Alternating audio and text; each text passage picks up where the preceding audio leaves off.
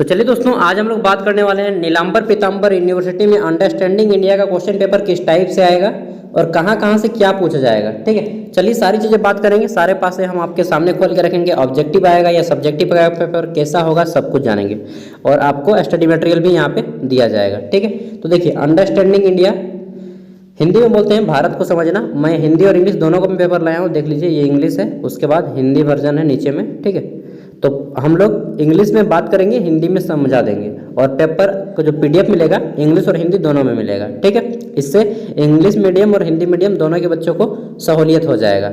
NP मतलब नीलांबर पीतांबर university, जो कि मेदिनीनगर या पलामू जिला में है। ठीक है, अब देखिए जितने भी लोग यहाँ पे पढ़ते हैं, आपको अंडरस्टैंडिंग इंडिया में 100 मार्क्स का क्वेश्चन आएगा। कितने मार्क्स का? 100 मार्क्स का। पास करने के लिए आपको 40 नंबर लाना होगा। कितना नंबर? 40। ठीक है, अब देखिए बोला गया है कि आपका जो पेपर रहेगा वो OMR पर लिया जाएगा। ठीक, there will be objective type test consist of 100 questions.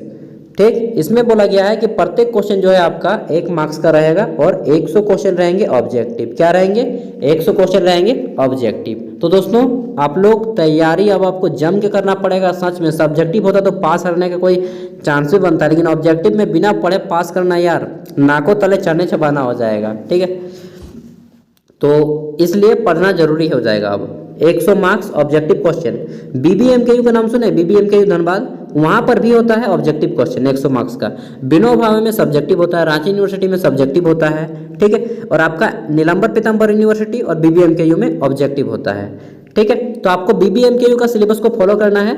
BBMKU की तरह ही आप जो एग्जाम हो चुका है उनका प्रीवियस ईयर क्वेश्चन पेपर देखना है। मैं आपको सब कुछ दे दूंगा वीडियो के डिस्क्रिप्शन में। सेम टू सेम 100% एकदम वही क्वेश्चन आएगा जो BBMKU में आता है। ठीक है, तो चलिए देख लेते हैं अब आपको क्या क्या पढ़ना है इसमें।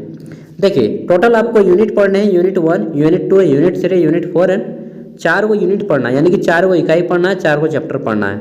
सबसे पहला चैप्टर आप ये समझ लीजिए कि आपका इंट्रोड्यूसिंग इंडिया, यानी कि भारत का परिचय जानना है। ठीक है, इंट्रोडक्शन जानना है भारत का परिचय कि द लैंड ऑफ इंडिया, इसमें भारत का ज्योग्राफी जानना है कि भारत का भूगोल कैसा है, कितना एरिया है। ठीक है, फिजिकल एंड नेचुरल इन्वायरमेंट के बारे में जानना है आपको। फिर जानना है द पीपुल ऑफ इंडिया, इसमें आपका भारत के लोग कि कैसे रहते हैं। ठीक है, the migration of people into India. यार मैं हिंदी में बताता हूँ, ज़्यादा बेटर रहेगा, क्योंकि आप लोग कमेंट करने लगते हैं कि मुझे हिंदी में चाहिए। यार 90% लोग हिंदी में ही समझते हैं। ठीक है, तो देखिए यहाँ पे हमारा पहला आता है भारत को समझना। ठीक है, जिसमें बोला गया है कि इकाई 1, ये देखिए भारत का परिचय।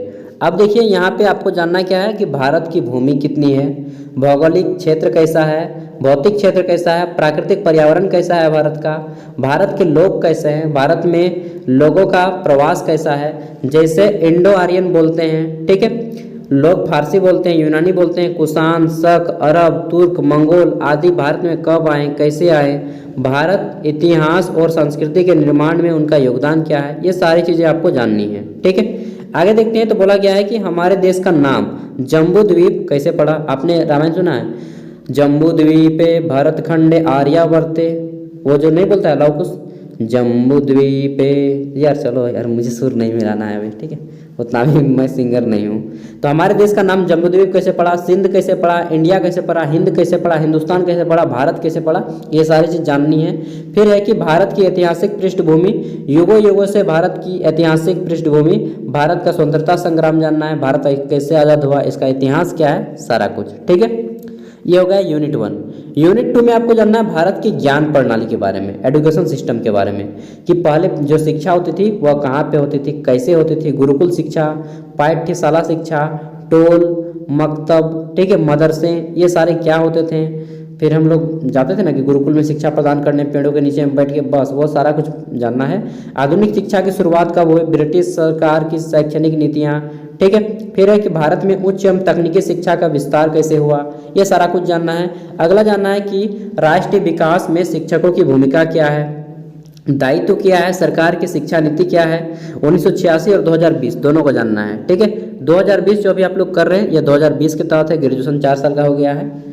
यूनिट 3 में आपको भारत की अर्थव्यवस्था के बारे में जानना है, जिसमें लक्ष्य जानना है, नीतियाँ जानना है, स्वतंत्रता होने के बाद हमारी नीतियाँ क्या आई, ठीक है, लक्ष्य नीतियाँ, राष्ट्रीय देव की विशेषताएं, फिर है एक सामाजिक न्याय और आर्थिक समानता, नेक्स्ट है 21वीं सदी के दौरान लक्ष्य और नीतियाँ, राष्ट्रीय विकास, युगों से भारत अर्थव्यवस्था, ये सारी कुछ आपको जाननी है, ठीक है। आगे देखते हैं तो आपको इसी में पढ़ना है कि निदेशक सिद्धांत और मौलिक अधिकार जानने हैं, मौलिक कर्तव्य जानने हैं संविधान के, ठीक है, कितने हैं मौलिक कर्तव्य, कौन सा है कौन सा नहीं है।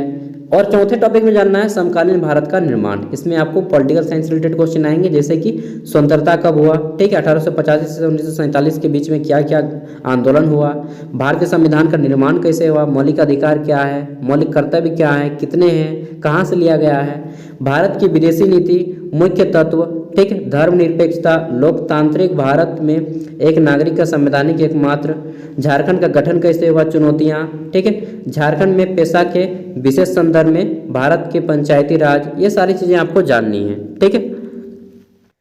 तो देखिए दोस्तों, मैं आप लोग को जितना कंटेंट है, ठीक है, ग्रेजुएशन से रिलेटेड अंडरस्टैंडिंग इंडिया का सब दे दूंगा। इसमें मैंने आपको सिलेबस दे दिया है नीलांबर पीतांबर यूनिवर्सिटी का। अब मैं आपको इंपॉर्टेंट क्वेश्चन दूंगा, फिर आपको प्रीवियस ईयर क्वेश्चन पेपर दूंगा।